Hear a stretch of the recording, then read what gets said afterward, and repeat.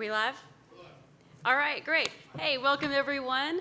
I'm Dana Cowley with Epic, and we're really pleased to have you here for our Mobile Developers Workshop. Thank you so much to our friends from GitHub for loaning us their awesome space.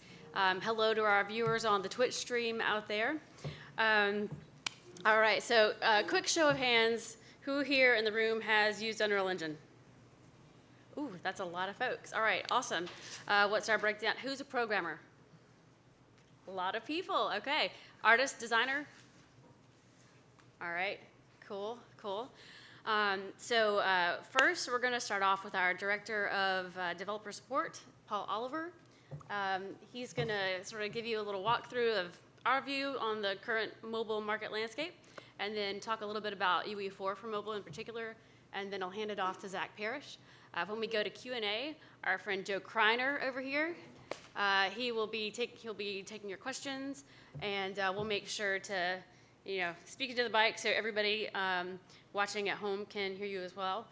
Everything you see here is being streamed live on our Twitch channel, twitch.tv/Unreal Engine, and it will be posted online later for viewing at youtube.com/Unreal Engine.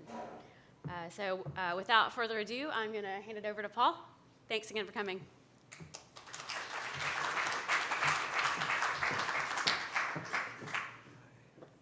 Good morning, folks. Let me get my slides up.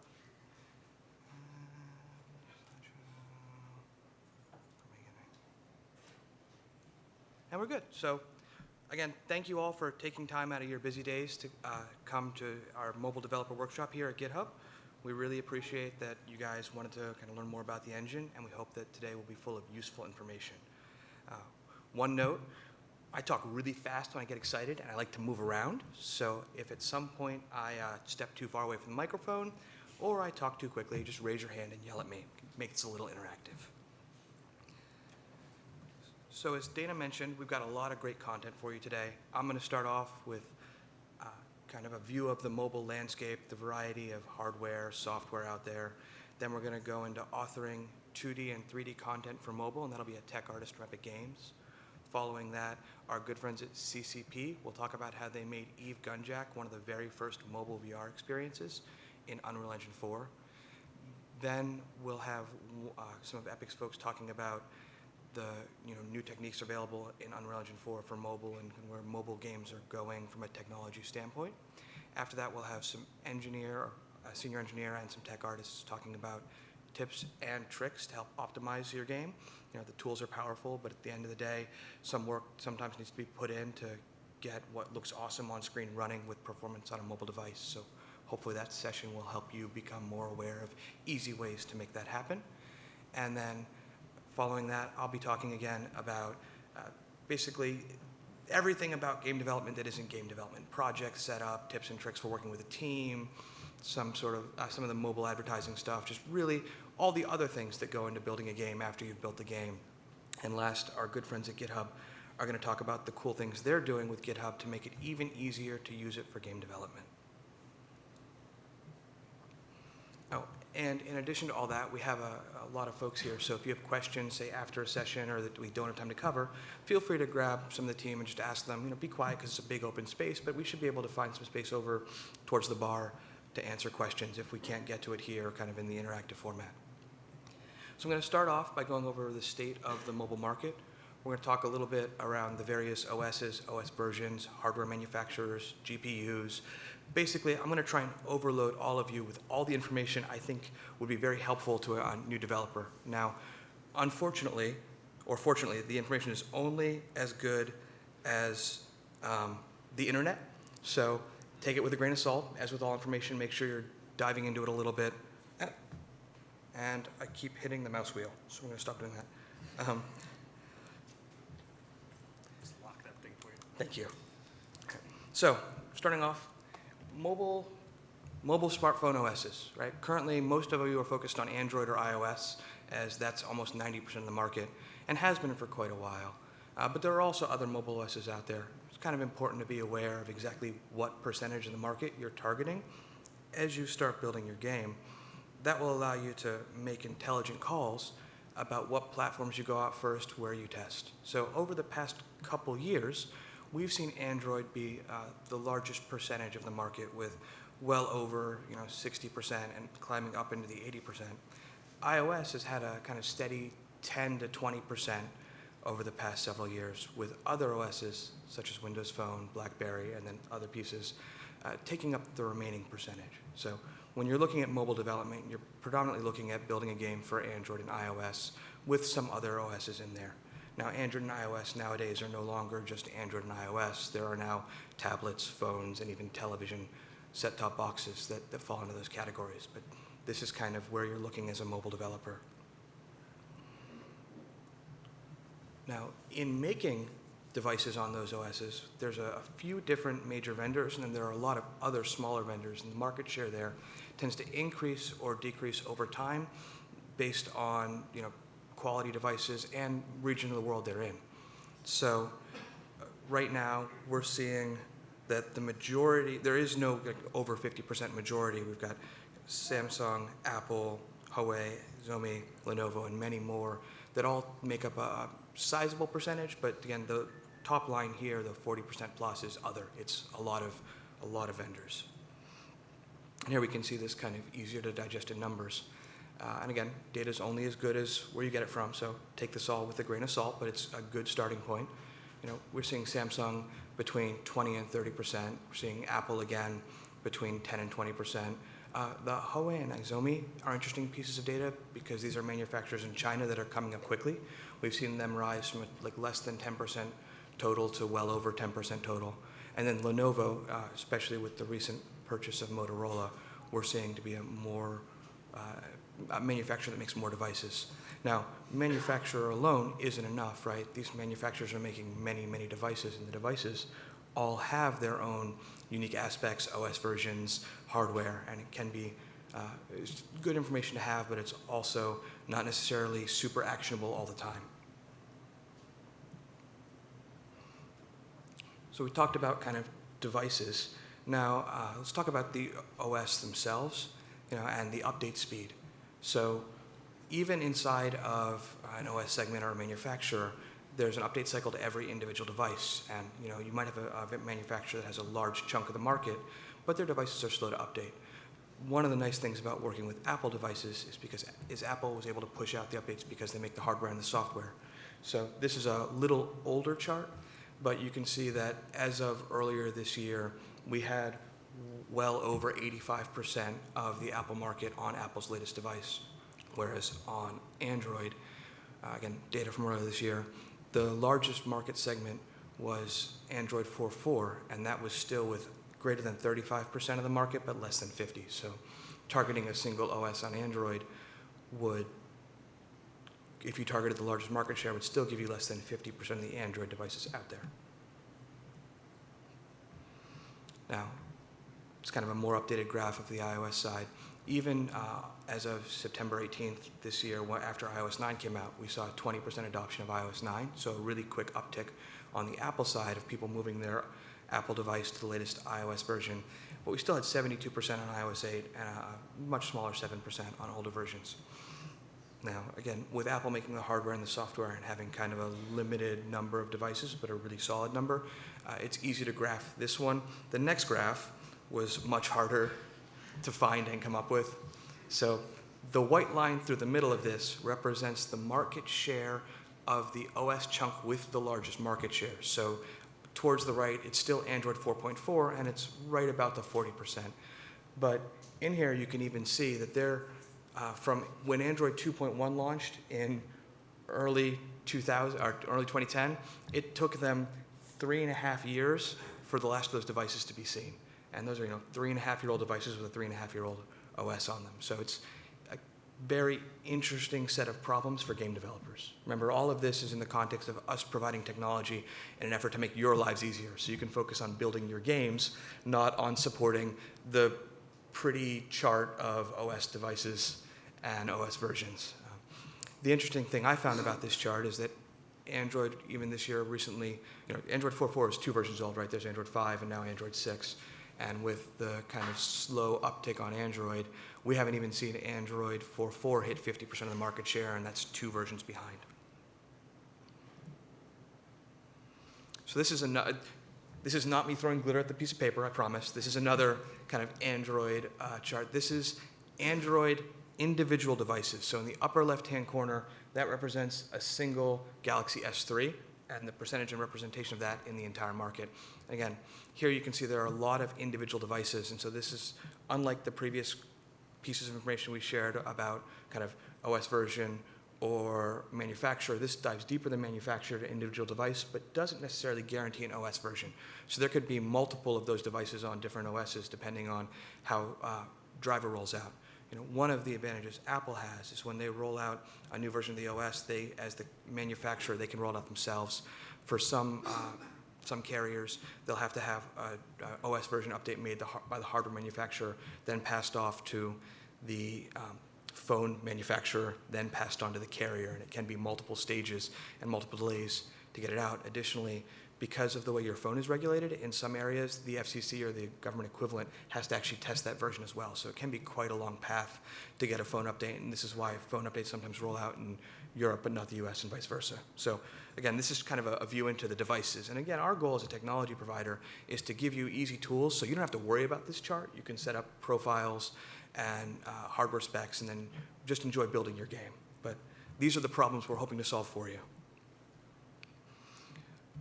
This chart I found really interesting. It's Android manufacturer by region. Doesn't really talk about individual devices, but it tells you which manufacturers are popular where. The fascinating thing I found was that, again, the come up of Izomi and the other new carrier manufacturers in China and in India, or hardware manufacturers in China and India, right? As folks in the US, we tend to kind of over-index on Apple devices, but if you look at the world as a bunch of different regions, you'll see that different areas have more popular manufacturers, sometimes a local manufacturer, sometimes just someone that's priced more for their area. So it can be very interesting as you're building a mobile title and identifying where you're going to launch first to look at what devices are popular there and make sure you're building your kind of early launch game and the one that you're going to test various pieces on to target the devices that are popular in that area. Just more information we'd encourage you to be aware of. So I'm going to kind of take a step deeper into this. We're going to talk about GPU architecture and GPU families. And again, Smetis is going to go more into this a little bit later with performance optimization. I actually stole this slide from him. But there are 4 major GPU manufacturers for mobile. There is Qualcomm, ARM, Imagination Tech, and NVIDIA. And they all have kind of fairly powerful pieces and low-end pieces that are kind of older. And they're all moving very fast towards very powerful hardware that almost rivals Xbox 360 and then PS3 and last-gen console levels. The relevant piece of this is they're not all forward renderers or renderers like you'd have on your PC. Some of them are tile-based. How a tile-based renderer works is it splits the screen into individual tiles, some 32 by 32 pixels like ImageTech or some 300 by 300 like Qualcomm. And this tile fits on the GPU itself, and it will process all the draw calls for one tile, then write the results out to RAM and move on to the next tile. It'll repeat this until it can fill the entire memory or draw your entire image. A lot of mobile devices will have multiple of these tile-based render units in them, and the low-end device might have 2, while the high-end device might have 4 or 8. Sometimes how the device scales from a GPU performance is just the number of tiles on the device. So that, again, the higher-end hardware has more tiles, meaning that your higher-end device could be an order of magnitude faster than your slower device because it has more or less the same render piece, just twice as many or 3 times as many. Now, NVIDIA has a forward render, and some of the devices can also run in kind of forward render mode. So this isn't the case for all devices, but it's an important thing to be aware of because it talks to kind of the variety of performance characteristics you could see on mobile. So we've talked about hardware, CPU, GPU, region, OS update, and kind of Apple versus Android. Talk a little bit about trends over time. We're seeing that phone users upgrade hardware very frequently, but tablet users don't. And that these new lower price phones are opening up in new markets. Some of the charts on the world map you saw where the manufacturers that we think of as popular manufacturers aren't as popular. And the result here is an extremely wide performance gap, kind of like I talked about on the last slide. Now, the hardware is evolving at a crazy rate, but really only for the high-end devices, right? The high-end devices are getting twice as fast, 4 times as fast every year. when we expect that the next generation mobile GPUs will be fully featured like DX11 class parts, and they'll have peak performance comparable to the Xbox 360 and the PS4, and they'd be able to run the full UE4 desktop high-end rendering pipeline on those devices specifically. As a matter of fact, and I'll cover this later, in Unreal Engine 3.9, we launched the Android extension pack, and you could at that point run, or OpenGL 3 ES 3.1 with the Android extension pack, and you could run the full deferred rendering pipeline on a mobile device that supported that. Again, just kind of visual representation of what this performance looks like, right? We're going from 6 to 12 to 25 all the way up to 300 gigaflops.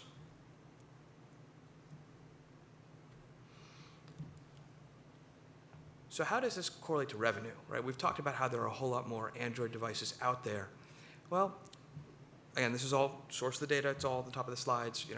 Data is only as good as your source, but from this specific source, and I'm seeing this pretty consistently across many sources, they're seeing 65% of their traffic goes on Android, but only 45% of their revenue comes from Android, while 22% of their traffic comes from iOS, and 45% of their revenue also comes from iOS. So a much smaller number of users are more readily paying for content.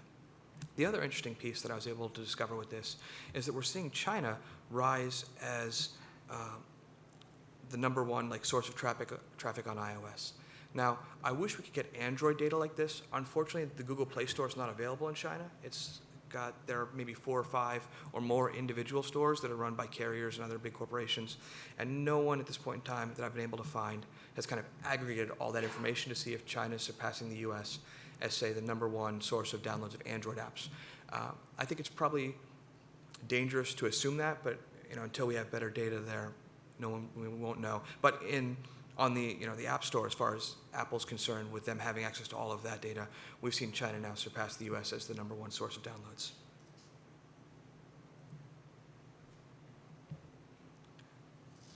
And then, in addition to looking at about even purchases on Android and iOS, despite iOS being maybe 20% of the market to the Android's 80, with rough numbers, we're seeing the revenue trends here really, really increase year over year. So, this year it's looking about $45 billion from the mobile market, and the projection is by 2017 that'll be about $75 billion. So again, really, really good growth and uptake in users buying content on mobile. So just kind of for comparison, I was able to find some Steam Spy data, and the red line is free-to-play games on Steam versus the blue section is kind of paid games. So even in the PC space, we're seeing users get more accustomed to kind of buying content as microtransactions or as individual additions to a game and getting kind of the base game for free.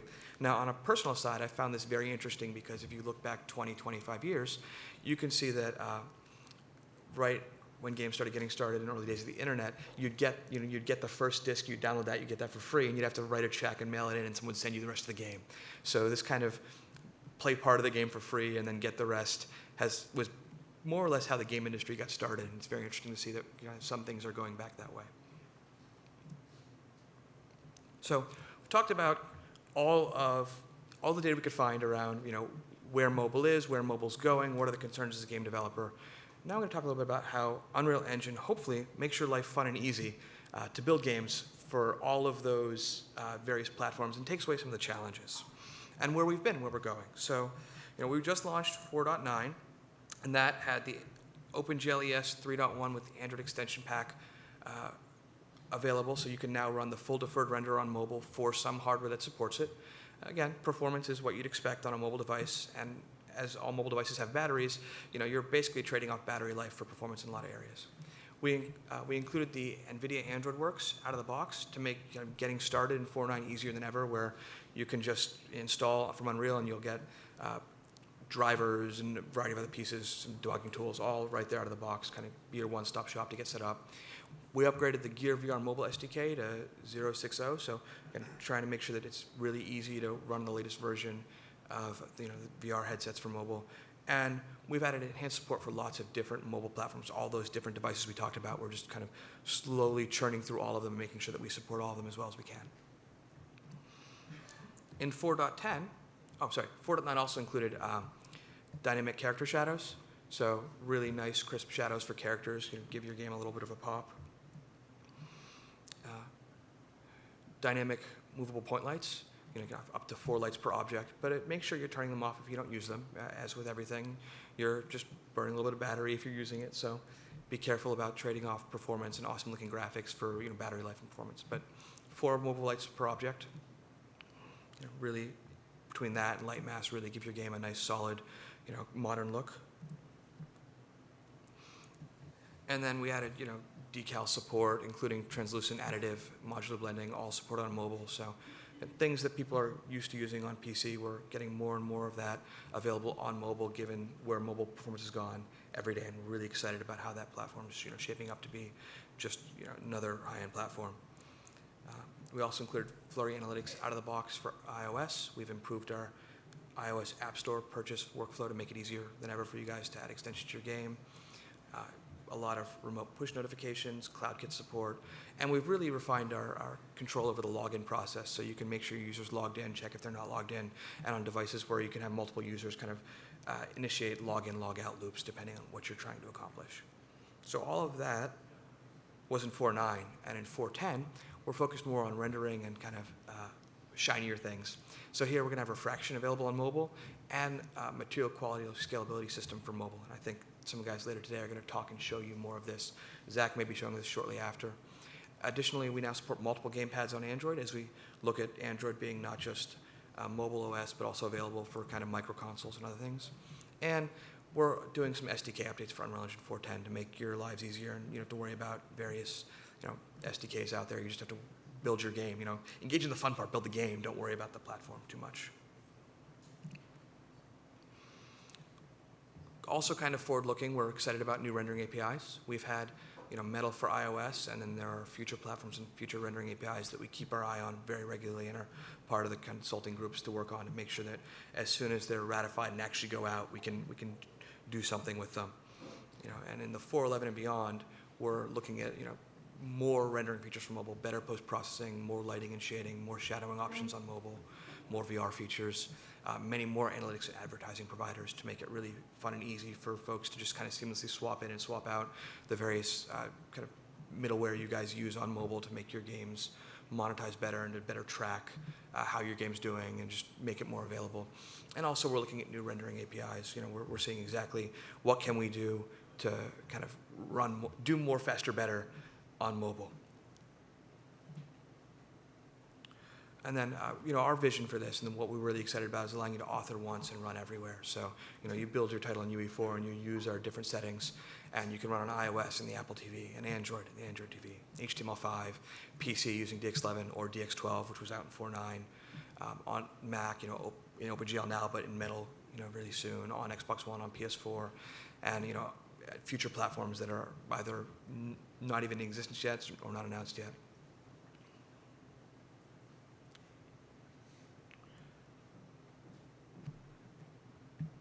And again, we're going to go kind of in depth on running on more devices later today. Smetis is going to talk about this as well as the tech artists. We've got a lot of cool features in the engine that will help you scale your game to all of these platforms, including material nodes, scalability settings, texture resolution, config files, LODs, various post-processing and anti-aliasing options, and then individual device profiles to set up your game to run on a phone versus a console or a phone even versus another phone. And at this point, I'm going to hand this off to Zach for an editor demo if there are no questions. Cool. Well, thanks for listening, guys. Now, Zach for... Good job. All right. So I need just a sec to kind of set up and unbreak how Paul kind of broke my computer. Don't forget to rename your mouse wheel. Right. Well, it's good. Let's see. Let's go back to duplicate so you guys can see what I can see.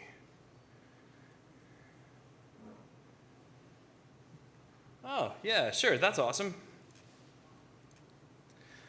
Okay, and real quick, let me go ahead and get right into the editor. So, hi, my name is Zach Parrish. I'm a tech artist at Epic. I'm going to ask your forgiveness in advance because I actually made a slide deck for this presentation. But for me, PowerPoint is kind of like Gears of War multiplayer. I'm terrible at it. You don't want me on your team, and it's only fun if I have a shotgun. So I'm just going to stay pretty much here in the editor, and walk you guys through the parts of the Unreal Engine editor that you should care about if you're building a mobile project. So here's what we're going to do. We're going to start off with kind of a clean slate. Let's just go to File and make a brand new project, and we'll be taking a look at this beautiful piece of art a little bit later. So let's make something brand new. Now, mobile development actually can begin right here when you're building your project for the first time. Now, I think we raised hands earlier to see how many of you are playing around with Unreal a little bit, so just also kind of a disclaimer, depending on how much you've used the editor up to this point, you might have seen some of these options. My goal here is to give you at least one or two things you didn't already know that you can take home. So, of course, you can start off with some of our templates. If you know that you're building something like a third-person game, you can start out with that. And you can also come down here and choose the type of platform you'd like to develop for. So you'll notice there's like desktop and console, and there's also mobile tablet. Now next to this, you can choose whether or not you want maximum quality, but if you're developing for mobile, what you probably want is scalable or full 2D. Now, I don't know about you. I know like when I first get into a project and I want to know how things are going to go, usually I'm just slamming things together. I'm prototyping ideas, getting stuff off the top of my head, and for the most part, I never know what settings I want straight out of the gate. So the good news is you don't really have to worry about any of this if you don't want to deal with it right now. So I'll start with a blank project. I'll leave everything set on the highest settings for just a moment. And let's give this a cool name. We'll call it GitHub project. And I'll go ahead and hit create and give that just a second to do its thing. And I'll close out of Hangouts and Steam and all the stuff you guys don't care about, and we'll just stare at the Millennium Falcon for a second. Oh my God, Star Wars.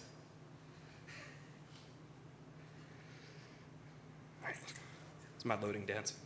All right, so editor pops up, and now again, because I didn't make any changes, this project is actually set up for full console or PC development, but we can change that after the fact, and this is something that you should know about for your projects as well. If you jump into project settings, which is buried under the edit menu, and thanks, lower resolution.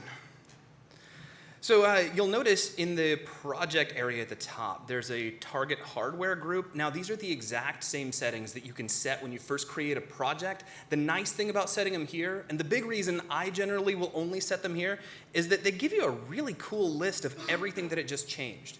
So if you're setting these, like if you change from desktop console to mobile tablet, you'll see a bunch of stuff switches off. Suddenly separate translucency gets disabled, motion blur is disabled. Essentially all of your post-processing will kind of kick off just to save you some performance. And then if you switch over to scalable 3D or 2D, even more things get adjusted to kind of help you save on performance.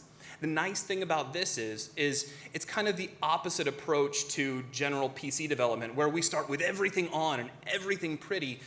If you know you're going into it from the mobile standpoint, it's a good idea to go this route and then opt into the things that you care about, making intelligent trade-offs for performance and beauty. Now, moving down from here, some more things that you probably care about for mobile development. Inputs. We handle a lot of mobile-style inputs right out of the box. We handle touch, gesture for pinch and swipe. We also have access to sensors. Now, right now, the major sensor that we have access to is really just your gyroscope for tilt sensoring. We're going to give a demo of how to use that a little bit later today. But this does start right here inside the input mapping. So, like, I could create a brand new map, which I'll just call something. Doesn't really matter what. And if we check under motion, you'll see access to things like tilt. So I can already map inputs directly to that. Now down underneath this, there are some settings specifically for mobile. You'll see the ability to always show a touch interface, which is just another way to say virtual joysticks. Now, not all mobile games are using these. In fact, I feel like as I download games, they're kind of starting to get away from the mobile joystick thing and get your thumbs off the screen. But they're there if you want to play with them, and we have two types available. There's one that is 2 sticks and one that is just 1 stick on the side. Now, the nice thing about that is if you hit the little browse to asset in the content browser, you can actually open these up and you can do things like swap out the graphics for them if you want to make a nice, pretty looking virtual joystick in your own image. You can do all that sort of thing. Now, moving down from here, we have the rendering section, which straight at the top has some things that you will care about. So we have mobile HDR. So depending on your particular device, you'll probably want to turn off HDR to win back a little bit of performance. You can also set the max dynamic point lights. So that's the maximum number of dynamic point lights which will render on each object. That has a maximum of 4, which is what we set it to out of the box. Now, each light is going to require a separate shader to compile. So by lowering that number, you can save on the number of compiled shaders. Just make sure you let your artists know that if they go over the cap that you have set, it's going to render one kind of at random. So now, that's usually not a big deal because we recommend you're using dynamic point lights in intelligent ways. So things like explosions or effects or muzzle flares or things that are not super persistent all the time because you got to make the performance trade-offs. Now you can also choose to share dynamic point light shaders. What this allows you to do is not compile as many shaders. It's going to be a little bit slower because objects will start swapping out shaders so that you don't have to have so many separate ones for each point light, but you're compiling fewer things. So it's like so many things, right? It's just a trade-off. Now also under rendering, when you're building on mobile, you'll often find that post-processing is a little expensive. Now earlier, if I had set all of this to mobile and saved it all off, all of this would be turned off. So if you want to opt back into any post-processing settings, like say for example, bloom is really important in your game, this is where you're going to come to turn that back on so that you can see what that looks like. All right, so moving from here, we have the platform section.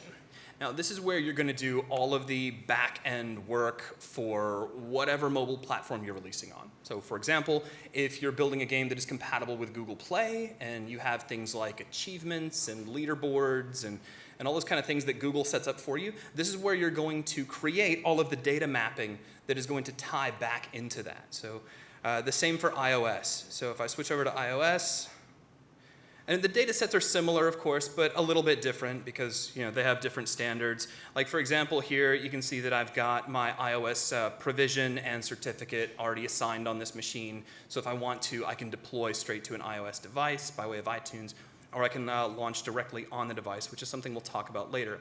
Now, for both Android and iOS, this is also where you're going to go to set up things like what icon is going to render for your game or your project on the screen, as well as things like your splash screens, right? So all of the different resolutions for all of the different types of device. Okay, so at this point, let's say you've gone through all your settings, you know what you're going to build. I'm actually going to jump over and open up another project that's a little less boring. I'll give that just a second to load. The next thing we're going to take a look at are the scalability settings. And these allow you to actively change how your game is going to render to get easy wins back for performance. So these are buried under the settings menu, under the main toolbar. And you'll see there's an entire section here over scalability. So straight out of the gate, you'll see some things. You have the ability to scale back the resolution, so you can make quick changes to that. And then you have obvious things, right, like view distance, anti-aliasing, post-processing. Now, if you're doing a mobile game and you've already set things to mobile, probably a lot of your post-processing is already switched off, so you're not going to get a win there unless you've turned stuff back on. But like here, I've got shadows and textures, and they're both set to epic levels, which of course is our highest level of quality. So you guys are supposed to laugh at that, but that's cool. Nobody did. What I'm going to do real quick is take the shadows and just start to pull those down, and you'll notice, so I've got a little labyrinth game here, and you can see I've got shadows coming off all of the little walls that are sticking up. So let's pull shadow quality down. You take a look in the background, just even pulling it from epic down to high. Those shadows blur out and get simpler and simpler until they're just flat out gone. So again, this is just a way to make rapid trade-offs to win back performance. And I can do the same thing with textures. So maybe it might be easier to see this kind of on the edge of the game board here. So if we jump back to scalability, if I start to pull back on textures, you can kind of see those simplifying out and getting lower and lower quality. Now down from here, you can also set the material quality level. This is a newer feature. This allows you to basically create different branches of your materials to decide how you want them to render. And this is one of those points where it's like, I can talk about it or I can build something. So let's build something real quick. Let's take a look at how this actually works. And I can show you another feature to make kind of intelligent materials that allow you to author once and deploy to multiple devices, including PC. So let me grab any folder here in the content browser. I don't really care where. This is kind of a throwaway object anyway. I'm just going to right-click and make a brand new material, and I'll call it quality test. That's a super exciting name, right? And we'll open this up, and here we are inside the material editor. Now, how many of you have ever played with materials in Unreal? Actually, wait, I want to put your hands down. How many of you haven't played with materials in Unreal? Okay, a few of you, that's good.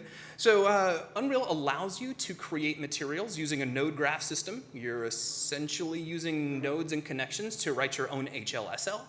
What we're going to do, though, you'll just also, real quick aside for the folks who've never seen it before, it's a physically based system, so you'll see things like base color, metallic, specular, roughness, that sort of thing. What I'm going to do real quick, though, is I'm going to select my main material node, and I'm going to turn on, and forgive me for low res here, right? I've got to kind of wiggle the UI around a little bit. There's a section here called, or a checkbox for use material attributes. And what that's going to do is crush everything down to a single incoming connection. And with using this, I can make my own material attributes that we can just wire in. And what we're going to do is we're going to make a kind of a multi-tier, multiple quality level intelligent material. So this will be a material that knows if we're on PC and will render out at one level of quality, and it knows if we're rendering to mobile, and it'll do something else entirely. And then we'll take it a step further, and if we're on mobile, we'll be able to set whether it's low quality, medium quality, or high. And in a minute, I'll show you how that ties into device profiles. So you could say something like, if we're on an iPhone 4, I want to use low quality materials. If I'm on a 6 Plus, then maybe let's use high quality. So for starters, let's get the switch between mobile and PC in place. And we do that with a special node called feature level switch. And it's pretty self-explanatory when you look at it. You've got an incoming input for ES2, for ES3.1, shader model 4, and shader model 5, with shader model 5 being our full PC renderer. So let's do a couple of things real quick. And again, I'm going to ask you to kind of forgive me for the resolution we see here. I'll be doing a little bit of zooming in and out, and if the text gets hard to read, I'm super sorry about that. Let's take our Make Material Attributes button. I'm just going to Control-C, Control-V that to make a separate copy.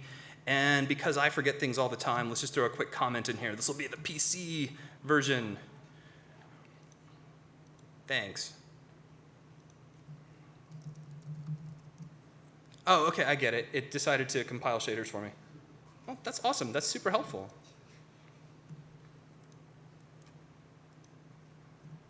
All right, cool.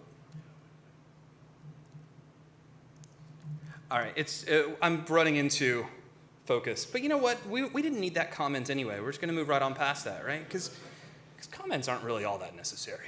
This is what happens when you do stuff live, by the way, right? You'll do it in your hotel room like 26 times and everything's perfect. You get up in front of an audience of awesome folks at GitHub and suddenly stuff goes out the window. So what we'll do is the upper one will be our PC version. So we're going to connect that to the shader model 5 input and to the default input. Probably because we're going to be doing a lot of playing on PC. But of course, you could make the default your ES2 version if that's what you wanted to do. Now, we have a lower branch down here, and this will be our mobile version. We'll plug that into ES2. Now, let's build some really simple materials. I'm not going to do anything crazy, but let's do something like, well, I'll do this really fast. Let's hold down the 3 key, and that's just going to make a vector, which I'll set to like some awesome color. Like, at least one person snickered when I just did that, so my day is made.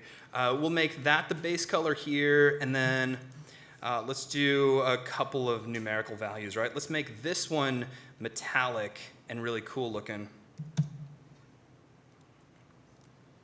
And there you go. Oh, number lock is off. That's what did it. I know how to use a computer, I promise. Okay, so now let's maybe also pull roughness down a little bit. So again, I'm just creating some really, really simple hard-coded values here. So we've got this ridiculously shiny, that's even horrible by my standards. Here we go. So a little bit of a specular highlight. Cool. So this will be our PC version. Now we're going to make the mobile versions wildly different just so that we can see all of the things going on. So this is where we add another tier of control. We'll come down here to our lower branch, which will be just for mobile, and we're going to add a new node called Quality Switch. And Quality Switch is kind of the same thing as the feature level, but it just has low, medium, and high. And we'll plug that into base color. Now it's going to yell at me real quick and say, hey, you haven't plugged anything in yet, but let's fix that. Let's say for low quality, we're going to use green because that should be nice and fast and performant. And then for medium, we'll choose some shade of yellow.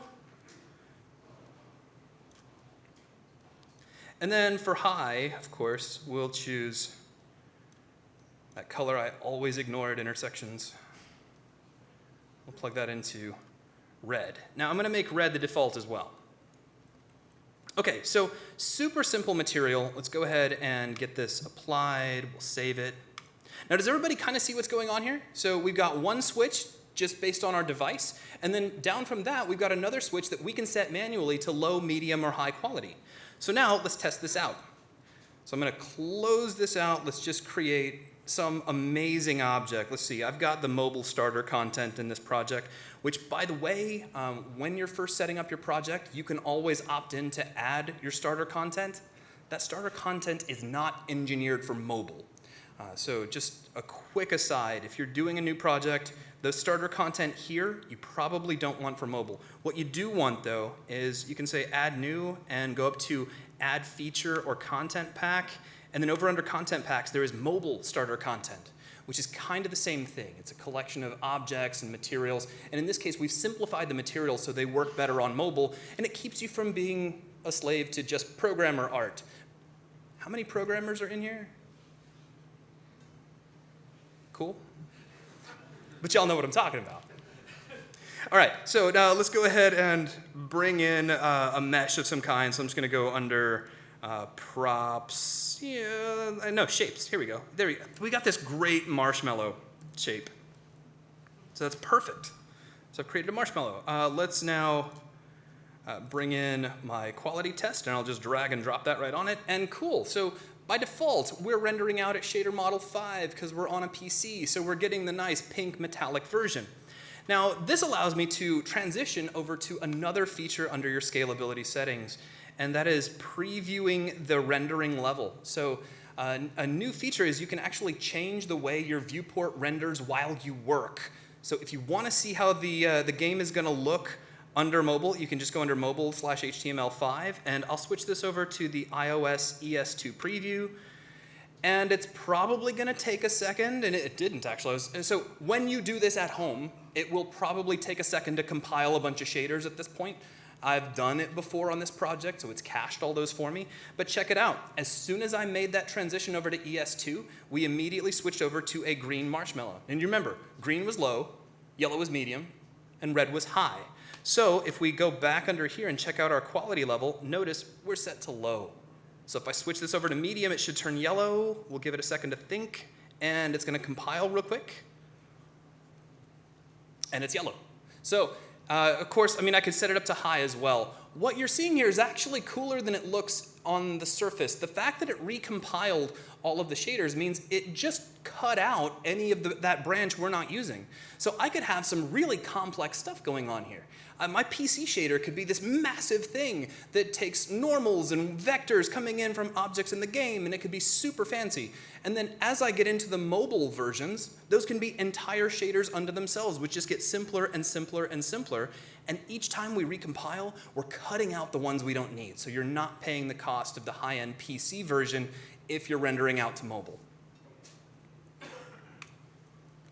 Okay, so some other features that you will probably want to know about if you're doing some mobile development. Some of these, again, if you've been playing with Unreal at all, you've probably seen at some point. So, of course, we allow you to play a game right inside the viewport with Play in Editor, but we also have the mobile preview play-in editor. And what this does is this opens up a standalone version of the game that's going to not only render out via ES2, so it's going to be the mobile renderer, but it's also going to do things like go to black screen. So it's going to simulate touch events with the mouse by default if you want to. So like I've got we'll take a look at this game and how it works a little later, but I have a touch event set up for this game where I can turn on a quick debug screen so I can tell where I'm tilting. And again, we'll take a look at that in a little more detail later on. Now, some other things that are a little buried away that folks don't always know about, but I find are super helpful, is under the developer tools, we have the device manager. So if you're doing a lot of mobile development, you probably have a lot of mobile devices you want to test on. So this allows you to see any mobile devices that are on your network or connected to your computer. You can share them out to other people on your team, so you can select one and just put it up for grabs. If you see one that is up for grabs, you can claim it so that you can deploy to it. Also allows some kind of convenience features, right? The ability to reboot a device or power it off if you need to, as well as see what processes are running on it if the device supports that. Now, another feature that is super handy for mobile development, and I like this one because I'm a tech artist, and the less I have to actually write anything that looks like code, the happier I am, and that includes things like INI files. So since time immemorial, since I started using Unreal, I've always kind of hated going into INI files because I never know what to write. Like I get writer's block the moment I get in there. And fortunately, in our project settings, we've kind of made a lot of that automated for you. You can just turn on and off checkboxes or set settings, and we're going to write that stuff on the back end. So we also have the same thing for device profiles now. So you no longer have to write a separate INI file for each device. So for example, for my game, I can come over to the iPhone 4S profile, and let's say that's my min spec. So we can open that up. I can add a new console variable specifically for under rendering in this case. Now, the other reason I like this is that this kind of helps guide you, where if you don't already know what all the console variables are, you can select them from a list as opposed to just looking them up in our documentation. So we could do like r dot, let's see, what is it? Mobile quality, mobile. There's the mobile content scale factor. Which one did I want? Ah, there you go, material quality level. So there's that quality level that I was setting right there in the viewport. So since I'm on an iPhone 4S, notice by default this is set to 2, which is going to be medium. Maybe for my game, 4S is the min spec, so I might want to pull that down to 1, which is low quality. Or if it's something toward the higher end, I could set it all the way up to 3, which is going to be high. So you can set these here, and that way when you deploy to your devices, those settings are already set for you, and you didn't have to go track down, find, and save an INI file. So that is pretty much my demonstration. It's really just kind of a really quick run through of the bits and pieces of the editor that you should care about as a mobile developer. Are there any questions at all? I might have a t-shirt for somebody who asks a question. Right there, yes sir. Hang on, let's let Joe get over there with a microphone. Why does the quality drop-down list go low, high, medium instead of low, medium, high?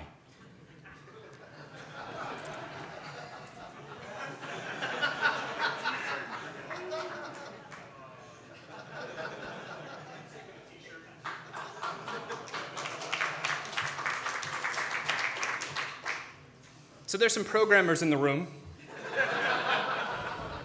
Any of you write tools? Okay. Those tool developers, you've written a UI here and there? Ask one of these guys over a beer later.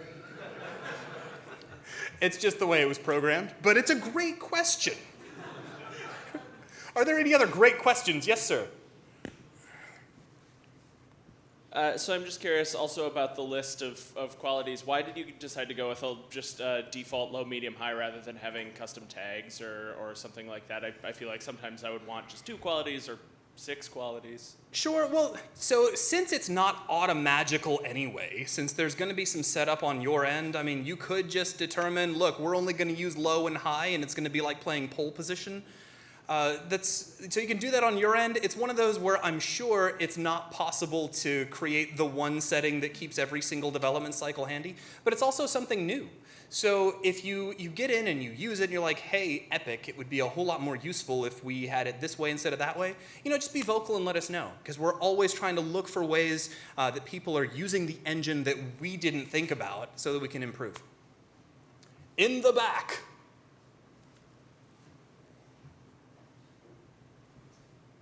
When you set the min platform, when you were picking the 4S, does it automatically hit everything after that? So you have to No, do it a doesn't. change. So you have to make sure that you did that yourself. Okay. That would be a pretty cool feature, though. I think the problem there is, and this is guesswork on my end, right? I don't want to be responsible if I'm wrong. We don't necessarily want to be responsible for the ordering of that. So yeah, you're gonna have to set it yourself. These guys, I'll let Joe sort it. So are hardware texture compression settings emulated in the editor? They are when you're switching out for one of like the ES2 style renderers. So if you use like Android, it's going to use one. If you use iOS, it's going to use another. Probably a really good question to throw at Semetis a little bit later, because he's going to talk to you about some of the texture formats we support and some of the new ones coming out. Yes, sir. We've got one guy here and then you. And then I think we'll be done. I've set the scalability settings in the blueprint via the execute console command. Mm-hmm. Now when I go back to my settings in the editor, I can never actually change between low, medium, and high. I don't think I would ever set those in a blueprint. I guess you could. So that's probably another one of those cases, like depending on when you set it in the blueprint, like what was going on in execution, it's probably just a path for using that feature that we hadn't considered yet. So I would surface that, right? I would get that on the Answer Hub, or depending on if you're a custom licensee, maybe getting that up on the UDN. Can I jump in on this one? Right. Please do. One of the challenges with setting something like that in a blueprint is that blueprint could then get added to things that would conflict with the settings, right? Like some of these things you really want to set in a very authoritative way per platform in an easy to edit way, not in a way where you could accidentally import it and like you're using something in a level or you're changing levels, you're streaming levels, and suddenly you've changed the settings, right? I could see situations where you might want to do them per level, but I mean, it feels like you want to be very careful with how you're setting those so you don't cause yourself a world of hurt in the future where you do something and suddenly you've imported a bunch of high-end settings. So I think we have time for one more question. Is there some difference between disabling mobile HDR and re-enabling single features like Bloom, or enabling mobile HDR and disabling everything but Bloom? I think the order of operations of your question just confused me, but that's easy to do at this hour. Can you say that again?